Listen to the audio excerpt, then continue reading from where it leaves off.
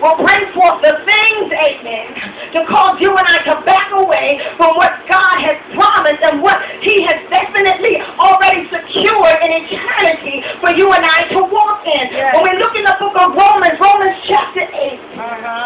Yeah. Romans chapter 8. Yes.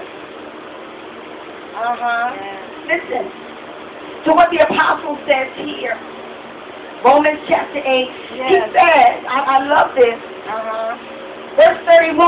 Hallelujah. He says, what shall we then say to these things? These things. If God be for us, who can be against us? So he is saying here, beloved, you have to begin to speak to the things. And when you understand, amen, as we talked about last week, your kingship in the kingdom of God and your authority and there being a scepter in your mouth. See, what happens is when difficulties hit, usually we murmur and we complain. Usually we say, I don't know how I'm going to make it. I don't know what I'm going to do. Oh, God, it's so bad. Oh, Lord, Jesus. Bring me, take me home. It would be better. Amen. If I was to get out of here. You understand? Because then I wouldn't have to worry about all of these things.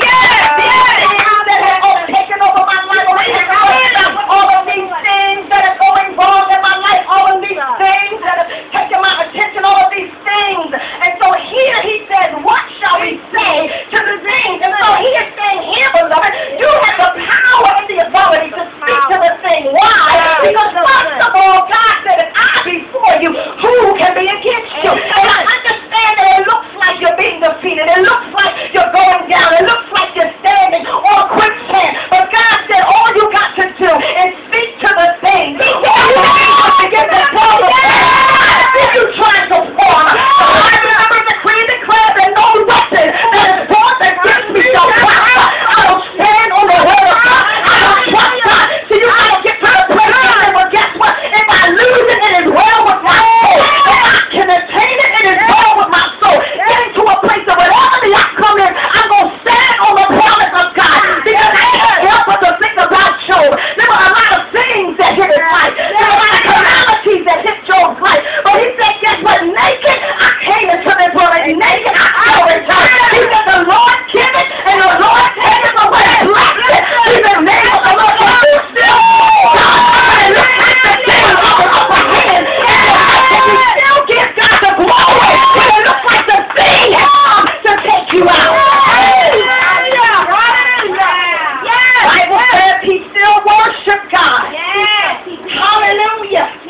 And sometimes, amen, beloved, glory to God, even in the worship and the sacrifice of praise, that is a sacrificial offering. A sacrificial offering. It says, God, I have been overtaken by some things in my life. I am feeling at this time I have no way out, no hope.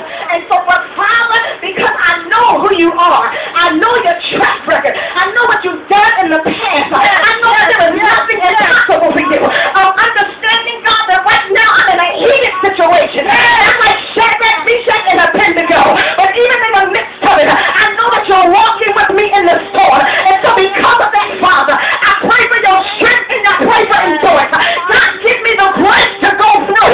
See, sometimes you got to ask God for the grace. Lord, you're able to make it through the storm and able to make it through the situation. God, give me the grace to walk through the darkness because I know on the other side there is light and I can hold on. That's right. Hallelujah. Your word. Just hold on. That's right. I know that's right. Just hold on. Just hold on. You will make